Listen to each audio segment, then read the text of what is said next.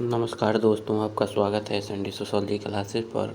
मैं आशा करता हूं कि आप लोगों की तैयारी अच्छी चल रही होगी, क्योंकि पीजीटी का पेपर अभी 1 महीना और बचा हुआ है और हम लोग अब जल्दी कुछ ज़्यादा ही प्रश्नों को देखेंगे, जिसमें जीआईसी का पेपर हो चुका है या डाइट का है। इसके बाद हम यूपी पीजीटी का प्रीवियस ईयर देखेंगे और उसी के साथ जो नए प्रश्नों की सीरीज़ एक शुरू हुई थी वह अभी छूटी हुई है, उसको भी शुरू किया जाएगा। पहले ये ख़त्म हो जाए उसके बाद।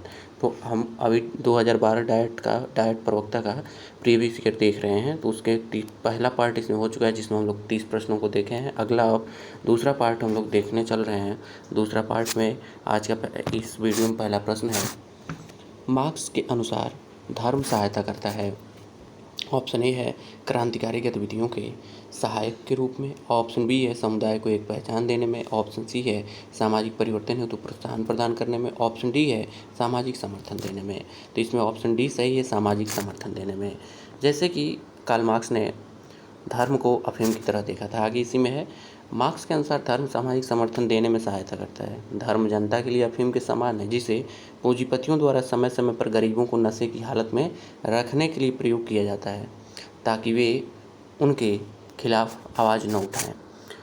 जो कार्ल मार्क्स हैं वह समाज को समाज में वर्ग संघर्ष के माध्यम से, क्रांति के माध्यम से साम्यवाद लाना चाहते थे। क्योंकि साम्यवाद में वह कहते थे कि साम्यवाद में जो वर्चस्व होगा वह सर्वहारा वर्ग का होगा और पूंजीपतियों का खात्मा या नामो निशान खत्म हो जाएगा। इसके आगे दूसरा प्रश्न है, वेबर के सामाजिक स्तरीकरण के आधार निम्न में से कौन है। ऑप्शन ए है शक्ति, वर्ग और शिक्षा। ऑप्शन बी है शक्ति, परिस्थिति एवं शिक्षा। ऑप्शन सी है वर्ग, परिस्थिति एवं शक्ति। ऑप्शन डी है वर्ग, परिस्थिति एवं शिक्षा। तो इसमें ऑप्शन सी सही है, वर्ग, परिस्थिति एवं शक्ति। वेबर सामाजिक स्तरीकरण के 3 आधार बताए, वर्ग, परिस्थिति एवं शक्ति। वर्ग में इन्होंने क्लास को रखा, परिस्थिति में जैसे सामाजिक प्रतिष्ठा को रखा, और सी वर्ग जो शक्ति है वह दल या संगठन को, इन्होंने दल को ही, राजनीतिक दल को ही इन्होंने विशेषता रखा था। अगला प्रश्न है, भारतीय समाजशास्त्र में निम्नलिखित में से किसने प्रभुजाति की अवधारणा की प्रतिस्थापना की। ऑप्शन ए है योगेंद्र सिंह।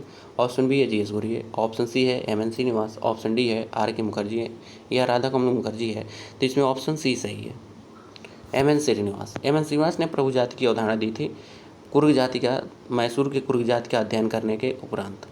और इन्होंने कहा था कि भारतीय समाजशास्त्र में एम एन श्रीनिवास ने प्रभुजाति की अवधारणा की प्रतिस्थापना की। श्रीनिवास ने उस जाति को प्रभुजाति कहा जिसकी एक क्षेत्र विशेष में जनसंख्या अन्य जातियों की अपेक्षा अधिक होती है एवं पारंपरिक पदानुक्रम में जिसकी स्थिति काफ़ी नीची नहीं होती है और जो आर्थिक रूप से भी समृद्ध होती है।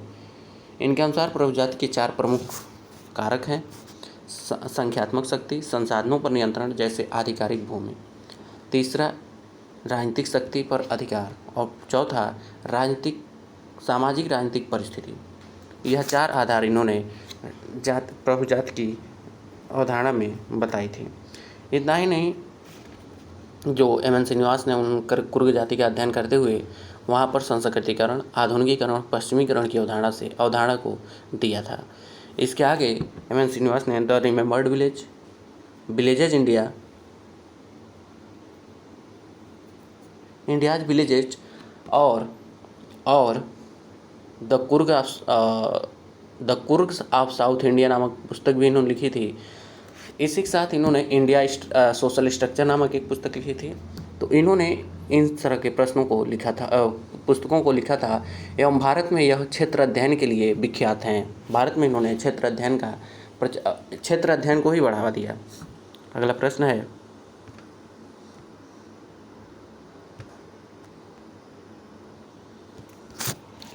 एम एन श्रीनिवास के अनुसार भारत में संस्कृतिकरण से होता है। ऑप्शन ए है संरचनात्मक परिवर्तन। ऑप्शन बी है सांस्कृतिक परिवर्तन। ऑप्शन सी है ए और बी दोनों। ऑप्शन डी है उपयुक्त में से कोई नहीं। तो इसमें संरचनात्मक परिवर्तन संस्कृतिकरण के अनुसार नहीं होता है। इसमें ऑप्शन बी बस सही होगा, सांस्कृतिक परिवर्तन होता है, न कि संरचनात्मक परिवर्तन। जब कोई निम्न जाति किसी उच्च जाति के जीवन शैली का खान पान का, रहन सहन का अनुसरण करती है, तो ऐसा नहीं है कि वह संरचना में परिवर्तन करती है, वह सांस्कृतिक परिवर्तन को ही इंगित करती है। तो इसीलिए इसमें ऑप्शन गलत दिया हुआ है, बस वह सांस्कृतिक परिवर्तन को ही इंगित करती है। जैसे इसमें लिखा है एम श्रीनिवास के अनुसार भारत में सांस्कृतिकरण से सांस्कृतिक परिवर्तन होता है। सांस्कृतिकरण एक ऐसी प्रक्रिया है जिसके द्वारा एक निम्न जाति या जनजाति या कोई अन्य समूह किसी उच्च जाति, विशेषतः द्विज जाति के रीति रिवाजों, कर्मकांडों, विश्वासों और जीवन शैली को अपना लेता है। सामान्यतः सांस्कृतिकरण ऊर्ध्व गतिशीलता को प्रेरित करती है। इसके साथ जुड़ी गतिशीलता के द्वारा व्यवस्था में केवल पदात्मक परिवर्तन होता है, इससे संपूर्ण व्यवस्था की संरचना में कोई परिवर्तन नहीं होता है। इसलिए ऑप्शन इसमें बी सही है, सांस्कृतिक परिवर्तन ही बस होता है। अगला प्रश्न देखते हैं। प्रश्न है, मैक्स वेबर ने पद्धतिकीय उपकरण के रूप में आदर्श प्रारूप के 4 प्रकारों को दृष्टांत रूप में व्यक्त किया। निम्नलिखित में से कौन उनके दिए दृष्टांत में सही नहीं है? ऑप्शन ए है ऐतिहासिक आदर्श प्रारूप, दूसरा है सामान्य समाजशास्त्रीय आदर्श प्रारूप, तीसरा है क्रिया आदर्श प्रारूप और ऑप्शन डी है सांस्कृतिक आदर्श प्रारूप। तो इसमें ऑप्शन डी सही नहीं है। सांस्कृतिक आदर्श प्रारूप, इस तरह की आदर्श प्रारूप उन्होंने नहीं दिए थे। उन्होंने 4 दिए थे, एक ऊपर 3 देख लीजिए। एक शायद सामाजिक सांस्कृतिक प्रारूप था, सामाजिक आदर्श प्रारूप था। आगे हम देखते हैं, वेबर सामाजिक क्रिया की बात करते हैं। सर्वप्रथम इन्होंने समाजशास्त्र में सामाजिक क्रिया को ही व्याख्यात्मक रूप में कहा कि समाजशास्त्र में सामाजिक क्रिया का ही अध्ययन किया जाना चाहिए, एवं इन्होंने सामाजिक क्रिया को 4 भागों में बांटा था। इसी को आगे चलकर पेरेटो ने सामाजिक क्रिया को 2 प्रकार बताए, प्रत्यक्ष एवं अप्रत्यक्ष।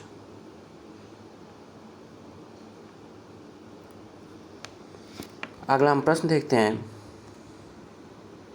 प्रश्न है, निम्नलिखित में से कौन सी लिंग संबंधी असमानता की विशेषता नहीं है? ऑप्शन ए है आर्थिक व्यवस्था, ऑप्शन बी है पारिवारिक व्यवस्था, ऑप्शन सी है वैवाहिक व्यवस्था, ऑप्शन डी है कानूनी व्यवस्था। तो इसमें ऑप्शन डी सही है, कानूनी व्यवस्था। कानूनी व्यवस्था लिंग संबंधी असमानता की विशेषता नहीं है, जबकि आर्थिक व्यवस्था, पारिवारिक व्यवस्था एवं वैवाहिक लिंग संबंधी असमानताओं से जुड़ी हुई है। आगे हम प्रश्न देखते हैं। वेबर तार्किकता को 4 प्रकारों में वर्गीकृत करते हैं। निम्नांकित में से कौन सा नहीं है? ऑप्शन ए है व्यवहारिक तार्किकता, ऑप्शन बी है बौद्धिक तार्किकता, ऑप्शन सी है अभिरुचिमूलक तार्किकता, ऑप्शन सी है औपचारिक तार्किकता। तो इसमें ऑप्शन सी सही है, अभिरुचि मूलक तार्किकता जो है यह नहीं होता है। आगे हम देखते हैं। अगला प्रश्न है, भारतीय संविधान के अनुच्छेदों का कौन सा पुंज पिछड़ी जातियों हेतु विशेष प्रावधान प्रस्तुत करता है? ऑप्शन ए है अनुच्छेद 15(4) और 14(4), ऑप्शन बी है 15(4) एवं 16(4), ऑप्शन सी है अनुच्छेद 18(4) एवं 19(4), और ऑप्शन डी है अनुच्छेद 20(2) और 22(2). तो इसमें ऑप्शन बी सही है, 15(4) और 16(4) में यह कहा गया है कि जो पिछड़ी जातियां हैं उनके लिए विशेष प्रावधान इसमें किया गया है। आगे हम प्रश्न देखते हैं। निम्नलिखित में से किसने सामाजिक परिस्थिति और सामाजिक गतिकी की अवधारणा विकसित की है? ऑप्शन ए है दुर्खिम, ऑप्शन बी है टानिच, ऑप्शन सी है मार्क्स, ऑप्शन डी है स्पेंसर। तो इसमें ऑप्शन कोई नहीं सही, क्योंकि सामाजिक स्थिति एवं सामाजिक गतिकी की अवधारणा काम्प ने दिया था, जिसमें उन्होंने कहा था कि सामाजिक स्थिति सामाजिक संरचना संबंधित है, जबकि सामाजिक गतिकी इसके विकास से संबंधित है। अगला प्रश्न देखते हैं। किसने अपने सिद्धांत में वाष्प का प्रयोग किया था? ऑप्शन ए है C.W. मिल्स, ऑप्शन बी है पार्सन्स, ऑप्शन सी है जे मिलर, ऑप्शन डी है J.S. मिल। तो इसमें ऑप्शन ए सही है, C.W. मिल्स जो हैं उन्होंने वाष्प का प्रयोग किया था। WASP white Anglo Saxon protest का संक्षिप्त नाम है। इसका प्रयोग अमेरिकी समाज में उन लोगों के लिए किया जाता है जिनके पूर्वज उत्तरी यूरोप, विशेष रूप से इंग्लैंड से आए थे, जिनके पास बहुत अधिक शक्ति और प्रभाव माना जाता था। क्योंकि J.S. मिल जो थे, C.W. मिल्स जो थे वह अमेरिका के ही थे, और इन्होंने C.W. मिल्स ने सोशलॉजिकल इमेजिनेशन नामक पुस्तक लिखी थी। आगे हम देखते हैं। अगला प्रश्न है, एलिनेशन एंड फ्रीडम पुस्तक किसने लिखी? ऑप्शन ए है मार्क्स, ऑप्शन बी है रेमंडेरा, ऑप्शन सी है आर ब्लाउनर, ऑप्शन डी है बी गास्टन। तो इसमें कोई ऑप्शन सही नहीं है क्योंकि एलिनेशन एंड फ्रीडम पुस्तक फ्रांटेच फैनोनन ने लिखा था। अगला प्रश्न देखते हैं। प्रश्न है पूंजीपतिकरण की अवधारणा से कौन संबंधित है? ऑप्शन ए है R D Lang, option B है S N Eisenstadt, option C है एस बोल्स और एच गिडिंग्स, ऑप्शन डी है जे एच गोल्डथोर्प एवं डेविड लॉकवुड। तो इसमें ऑप्शन डी सही है, गोल्डथोर्प एवं लॉकवुड ने पूंजीपतिकरण की अवधारणा दी थी। आगे हम देखते हैं। अगला प्रश्न है मॉडर्नाइजेशन प्रोटेस्ट एंड चेंज पुस्तक किसने लिखी थी? ऑप्शन ए है एस एन पवार और R B Patil, option B है एल्विन टाफलर, ऑप्शन सी है वंदना शिवा, ऑप्शन डी है एस एन आइजेस्टाइट। तो मॉडर्नाइजेशन प्रोटेस्ट एंड चेंज नामक पुस्तक एस एन आइजेस्टाइट ने लिखी थी, इसलिए ऑप्शन डी सही है। अगला प्रश्न हम देखते हैं। इस दृष्टिकोण की वकालत किसने की है कि समाजशास्त्र का अध्ययन क्षेत्र दैनिक जीवन की सहज बुद्धि है? ऑप्शन ए है प्रकार्यात्मकवाद, ऑप्शन बी है संरचनात्मकतावाद, ऑप्शन सी है प्रघटना विज्ञान और ऑप्शन डी है विनिमय सिद्धांत। तो इसमें ऑप्शन सी सही है, प्रघटना विज्ञान।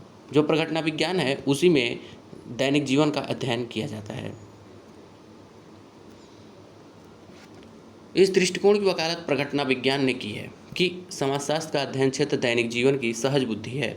किसी घटना के बारे में पूर्वाग्रहों, पूर्व मान्यताओं एवं दार्शनिक बोध से अप्रभावित व्यक्ति के प्रत्यक्ष अनुभव को जानने की विधा को प्रघटना शास्त्र कहते हैं।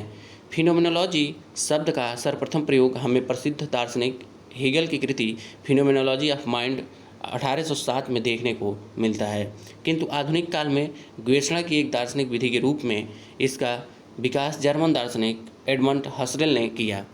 हसरेल ने व्यक्तिगत चेतना की खोज को अपने प्रघटना शास्त्र का विषय बनाया। समाजशास्त्र में इस विधि को लाने का श्रेय हसरेल के शिष्य अल्फ्रेड शुट्ज को दिया जाता है। इस संबंध में उनकी पुस्तक phenomenology of the social world 1932 उल्लेखनीय है। तो इस तरह से जो फिनोमेनोलॉजी है इस शब्द को सर्वप्रथम प्रयोग हेगल ने किया। उसके आगे उसको दार्शनिक दर्शन शास्त्र में लाने का श्रेय एडमंड हसरेल को जाता है।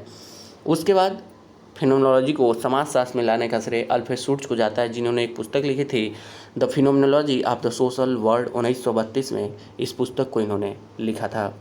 जो अल्फ्रेड शुट्ज हैं वह प्रघटना शास्त्र का उदय मानते हैं प्रत्यक्षवाद की आलोचना के रूप में। अगला प्रश्न देखते हैं।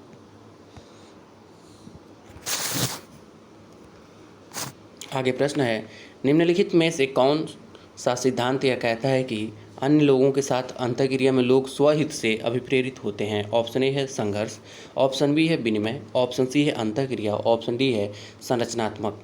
तो इसमें ऑप्शन बी सही है, विनिमय जो है यह सिद्धांत कहता है कि लोगों के साथ अंतःक्रिया में लोग स्वहित से अभिप्रेरित होते हैं। इसमें क्या होता है, स्वहित का मतलब क्या होता है, हम जब विनिमय उसी बिना पे करते हैं कि जब हमें लगता है कि अगले से हमें उसकी मुझे जब ज़रूरत पड़ेगा तभी जाके हम उससे विनिमय करते हैं। क्योंकि आज मान लीजिए विनिमय का एक कारण है कि ऐसा नहीं कि विनिमय बस वस्तुओं का ही हो, आज पैसे के लेन देन में भी होता है। जैसे मान लीजिए कोई व्यक्ति है, वह बाज़ार गया तो उस चावल लेना है तो पैसा दिया। पहले क्या होता था कि गेहूँ लेके गए, किसी को गेहूँ चाहिए था तो आदमी गेहूँ दे देता, चावल ले देता। आज क्या है, उसको ये जरूर नहीं कि गेहूँ ही चाहिए, हो सकता है उस पैसे से वह घर बनवाना चाहता हो, अपने बच्चों को पढ़ाना चाहता हो, गाड़ी लेना चाहता हो, आप तो ये दे नहीं सकते। इसलिए यह हर एक आदमी की ज़रूरत होती है तभी वह सामान बेचता है और दूसरा उसे खरीदता है। तो यह विनिमय भी यह स्वहित से ही लोग इसमें अभिप्रेरित होते हैं, तभी जाके विनिमय की प्रक्रिया चलती रहती है। आगे हम प्रश्न देखते हैं। अगला प्रश्न है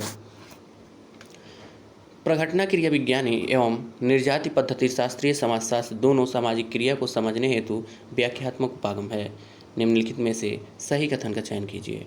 ऑप्शन ए है समाज के दृष्टिकोण से, ऑप्शन बी है भावात्मक कर्ता के दृष्टिकोण से, ऑप्शन सी है व्यक्ति के दृष्टिकोण से और ऑप्शन डी है सामाजिक कर्ता के दृष्टिकोण से। तो इसमें ऑप्शन सी सही है, व्यक्ति के दृष्टिकोण से। कभी भी घटना क्रिया विज्ञान एवं निर्जाति पद्धति शास्त्रीय दोनों समाजशास्त्र दोनों दार्शनिक क्रिया को समझने के लिए जो व्याख्यात्मक उपागम बताते हैं उसमें व्यक्ति की दृष्टि से ही उस उपागम को या समाज को देखकर उसका अध्ययन करते हैं।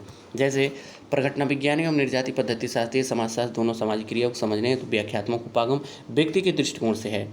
यह उपागम का मुख्य उद्देश्य उन विधियों का पता लगाना है जो व्यक्ति प्रतिदिन के जीवन में अपनी क्रियाओं का विवेचन करने तथा उनका अर्थ ढूंढने में किया करते हैं।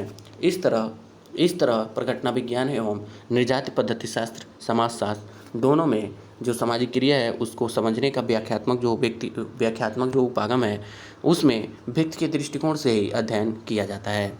आगे प्रश्न है, निम्नलिखित सिद्धांतों या प्रतिरूपों में से कौन सा यह बताता है कि पुरस्कार प्रणाली स्तरीकरण प्रणाली की ओर जाती है?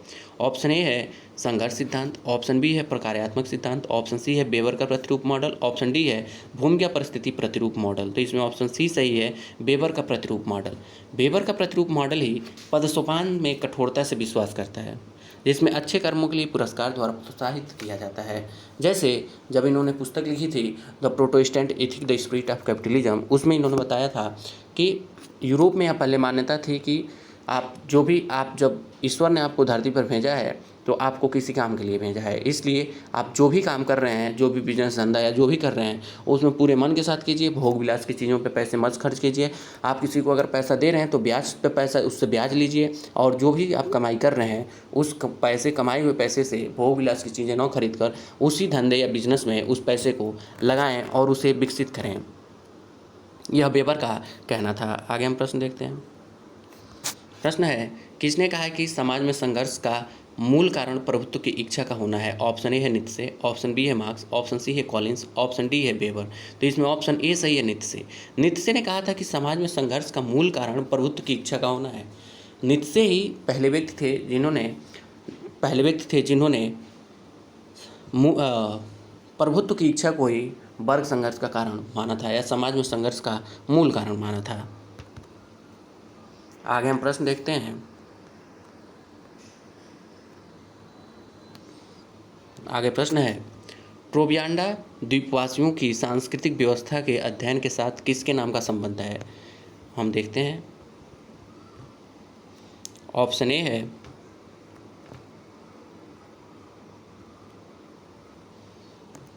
है रेडक्लिफ ब्राउन, ऑप्शन बी है इवांस पिचार्ड, ऑप्शन सी है मेलिनोस्की, ऑप्शन डी है एएलपी विद्यार्थी। तो इसमें ऑप्शन सी सही है, बी मेलिनोस्की। ट्रोबियांडा द्वीपवासियों की सांस्कृतिक व्यवस्था के अध्ययन के साथ बी मेलिनोस्की का संबंध है, क्योंकि मेलिनोस्की ने ट्रोबियांडा द्वीपवासियों का अध्ययन किया एवं कुला रिंग की अवधारणा दी थी। इन्होंने उसी के साथ कुला एक्सचेंज की भी अवधारणा थी, क्योंकि जो ट्रोबियांडा द्वीप था वह उसके अगल बगल कई द्वीपों को मिलाकर एक घेरे जैसी आकृति बनाई गई थी, और उस घेरे जैसी आकृति में ही कई ऐसे द्वीप शामिल थे जिनमें बाजूबंद एवं कंठाहार का विनिमय किया जाता था। एवं जो मेलिनोस्की हैं उन्होंने कहा कि जो विनिमय है वह सांस्कृतिक विनिमय न होकर मनोवैज्ञानिक विनिमय को इन्होंने प्रमुखता दी थी, क्योंकि कहा था कि जब लोगों को जिस चीज़ की ज़रूरत होती है वही चीज़ वहाँ, क्योंकि वहाँ एक ऐसी व्यवस्था थी कि जिसके पास जो हुआ करता था वह ले जाकर वहाँ रख देता था एक दिन पहले, और जो चाहिए होता था वह जिसके पास फिर अगले के पास जो होता था वह वहाँ ला के रख देता था। तो लोग बगैर बोले व्यापार करते थे या विनिमय करते थे। वहाँ पे पैसे में भुगतान नहीं होता था, वस्तु के रूप में ही भुगतान किया जाता था। आगे हम प्रश्न देखते हैं। प्रश्न है, प्रारूपीकरण की अवधारणा किसने विकसित की है? ऑप्शन ए है एडमंड हसरेल, ऑप्शन बी है अल्फ्रेड शुट्ज, ऑप्शन सी है हेराल्ड गारफिंकल, ऑप्शन डी है हर्बर्ट ब्लूमर। तो इसमें ऑप्शन बी सही है, अल्फ्रेड शुट्ज ही प्रारूपीकरण की अवधारणा अल्फ्रेड शुट्ज द्वारा दिया गया था। अगला प्रश्न है, जॉर्ज होमन्स की पुस्तक द ह्यूमन ग्रुप कब प्रकाशित हुई थी? Option A 1947, option B 1948, option C 1949, option D 1950। तो इसमें ऑप्शन डी सही 1950। जो होमन्स हैं इन्होंने सामाजिक विनिमय की अवधारणा सबसे पहले दी थी। और इनकी पुस्तक जो थी द ह्यूमन ग्रुप वह 1950 में प्रकाशित हुई थी। इनकी कुछ अन्य प्रमुख कृतियाँ हैं जैसे social behaviours, its elementary forms 1961, दूसरा है the nature of social science 1967, तीसरा है सर्टेनिटी एंड डाउट्स, यह था 1987 में प्रकाशित हुई थी। आगे हम देखते हैं, आगे प्रश्न है अभिव्यक्तिशीलता का युक्त सिद्धांत किसने प्रतिपादित किया? ऑप्शन ए है वेबर, ऑप्शन बी है अल्थ्यूजर, ऑप्शन सी है गिडेंस और ऑप्शन डी है हेबरमास। तो अभियुक्तशीलता का युक्त सिद्धांत किसने प्रतिपादित किया? यह है हेबरमास। क्योंकि इसमें ऑप्शन ए दे रखा है वेबर, तो वेबर नहीं सही हो, क्योंकि अभिव्यक्तिशीलता का युक्त सिद्धांत अभी राजस्थान असिस्टेंट प्रोफेसर में पूछा, उसमें भी हेबरमास को माना, और मैं भी जो पढ़ा हूँ वह हेबरमास को ही पढ़ा हूँ, तो वेबर का सही नहीं है।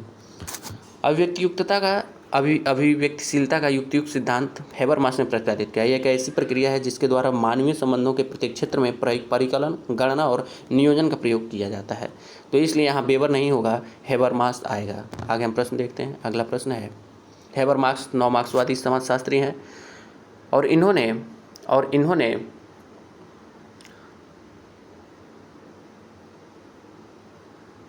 रुचि समूह, अर्धरुचि समूह और एक कुछ और दिया था, इसके माध्यम से इन्होंने कहा समाज में संघर्ष होता है। आगे हम प्रश्न देखते हैं। अगला प्रश्न है सामाजिक और जैविक निर्धारणवाद दोनों को कौन सी विचारधारा अस्वीकार करती है? ऑप्शन ए है प्रघटनाशास्त्र, ऑप्शन बी है निर्जाति पद्धति शास्त्र, ऑप्शन सी है प्रतीकात्मक अंतःक्रियावाद और ऑप्शन डी है उपयुक्त में से कोई नहीं। तो इसमें ऑप्शन डी ही सही है, कोई नहीं। क्योंकि मार्गरेट मीड का मानना है कि व्यक्तिगत प्रतिमानों का निर्धारण जैविक आधार की अपेक्षा सांस्कृतिक आधार पर होता है। मानव के व्यवहार, सोच और विश्वासों के निर्माण में संस्कृति की केंद्रीय भूमिका होती है, यह कहना था मार्गरेट मीड का। अगला प्रश्न देखते हैं।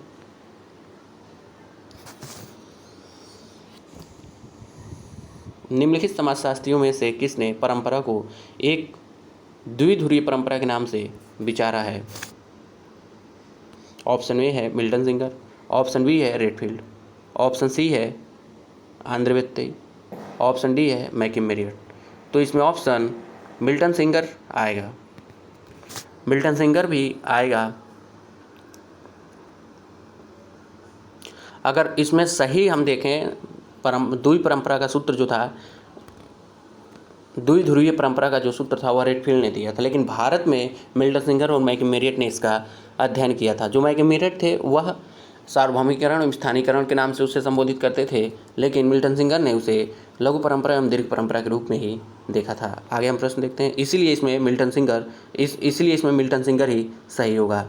अगला प्रश्न देखते हैं। The structure and function in primitive society पुस्तक के लेखक कौन है? ऑप्शन ए है A.R. Radcliffe Brown, option B है मैक्स ब्लैक, ऑप्शन सी है मेलोस्की, ऑप्शन डी है S.M. लिपसेट। तो इसमें ऑप्शन ए सही है, A.R. Radcliffe Brown. A.R. Radcliffe Brown ने the structure and function in primitive society नामक पुस्तक लिखी। इनकी अन्य प्रमुख कृतियाँ निम्न है।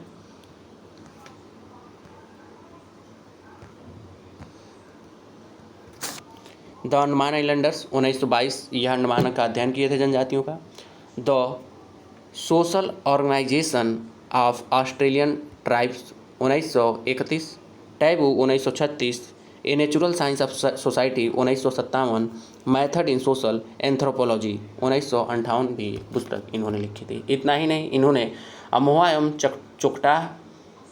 चकोहा जनजाति का अध्ययन किया अफ्रीका में। इसके साथ ही इन्होंने नातेदारी संबंधों में भी इन्होंने अध्ययन किया था, और जब हम ब्राउन को देखा जाएगा तब पूरी डिटेल्स के साथ उसमें बता दिया जाएगा। आगे प्रश्न है किसने कहा कि मनुष्य अपनी आदतों के द्वारा सामाजिक परिवर्तन की प्रक्रिया में नियंत्रित होता है? ऑप्शन ए है आगमर निमकाफ, ऑप्शन बी है पी सोरोकिन, ऑप्शन सी है थर्स्टन वेवलेन, ऑप्शन डी है पैरेटो। तो इसमें ऑप्शन सी सही है, थर्स्टन वेवलेन। थर्स्टन वेवलेन ने कहा कि मनुष्य अपनी आदतों के द्वारा सामाजिक परिवर्तन की प्रक्रिया में नियंत्रित होता है। जो वेवलेन है इन्होंने कंजप्शन उपभोग की अवधारणा दी थी, प्रदर्शनी उपभोग की अवधारणा दी थी। इसके साथ ही वेवलेन को प्रौद्योगिकी निर्धारणवाद का, सामाजिक परिवर्तन का प्रौद्योगिकी निर्धारणवादी कहा जाता है, जैसे कि मार्क्स को आर्थिक निर्धारणवादी कहा जाता है। आर्थिक निर्धारणवादी कहा जाता है। इसके आगे हम देखते हैं, अगला प्रश्न है, प्रतीकात्मक अंतःक्रियावाद की अवधारणा को किसने दिया है? ऑप्शन ए है हर्बर्ट ब्लूमर, ऑप्शन बी है जी.एच. मीट, ऑप्शन सी है C.H. कूले और ऑप्शन डी है इरविंग गॉफमैन। तो इसमें ऑप्शन ए सही है, ब्लूमर। लेकिन यहाँ पे इसलिए ब्लूमर सही है क्योंकि जी.एच. मीट अपने जीवन काल में कोई भी पुस्तक नहीं लिखे, इसलिए जो भी चीज़ें लिखी गई उनके नाम से वह उनकी तो थी, बोली गई एक शब्द के रूप में। प्रतीकात्मक अंतःक्रिया उस शब्द का किसने प्रयोग किया? तो मीट ने। लेकिन उसको एक अवधारणा के रूप में ब्लूमर ने दिया था, क्योंकि जो माइंड सेल्फ एंड सोसाइटी नामक पुस्तक 1934 प्रकाशित हुई, उससे पहले 1933 में ही जी.एच. मीट की मृत्यु हो चुकी थी। तो अपने जीवन काल में उन्होंने एक भी पुस्तक नहीं लिखी। ब्लूमर जो थे उनके शिष्य थे, कई लोगों ने मिलकर उनकी पुस्तक को प्रकाशित किया, माइंड सेल्फ एंड सोसाइटी 1934 के नाम से, जो मीट के ही नाम से प्रकाशित हुई, लेकिन लिखा कोई और था। इसलिए ब्लूमर को ही प्रतीकात्मक अंतःक्रियावाद की अवधारणा देने के लिए जाना जाता है। आगे प्रश्न देखते हैं। प्रश्न है, संघर्ष संप्रदाय घटनाक्रम के अनुसार निम्न में से कौन सा सही है? Karl Marx, option A Karl Marx, Coser और डेरेंडर, ऑप्शन बी है Dahrendorf, Marx, Coser, option C है मार्क्स, कोजर एवं मैनहिम, ऑप्शन डी है मार्क्स, C.W. मिल्स और R. डेरेंडर। C.W. मिल्स भी संघर्षवादी हैं, लेकिन इसमें जो क्रम सही है वह है मार्क्स, कोजर और डेरेंडर। तो इसमें ऑप्शन ए सही है। और हम अगला प्रश्न देखते हैं। इसमें देख लेते हैं अभी ऊपर वाले में, जैसे देखिए जो मार्क्स हैं यह संघर्ष सिद्धांत से संबंधित हैं और इन्होंने कहा था कि संघर्ष हमेशा समाज में विघटन की अवस्था ही लाता है। कोजर है, यह संघर्ष का प्रकारवादी सिद्धांत इन्हें माना जाता है। इन्होंने कहा था कि समाज में संघर्ष होना चाहिए, क्योंकि संघर्ष से जरूरी नहीं है कि सिर्फ विघटन ही लाए, संघर्ष के माध्यम से समाज में एकता का जुड़ाव भी होता है। डेरेंडर ने कहा था सत्ता संबंधों पर आधारित अब संघर्ष बढ़ा है। इन्होंने मार्क्स की आलोचना करते हुए कहा, डेरेंडर ने मार्क्स की आलोचना करते हुए कहा कि अब जो सत्ता का केंद्र है वह है अब जो संघर्ष का केंद्र है वह है सत्ता का असमान वितरण सामाजिक संघर्ष का प्रमुख कारण है। यह कहना था डेरेंडर का। अगला हम प्रश्न देखते हैं। हेराल्ड गारफिंकल का नाम किससे संबंधित है? ऑप्शन ए है इथोलॉजी से, ऑप्शन बी है एथनोलॉजी से, ऑप्शन सी है एथनोमेथोडोलॉजी से और ऑप्शन डी है एथनोग्राफी से। तो इसमें ऑप्शन सी सही है, एथनोमेथोडोलॉजी से।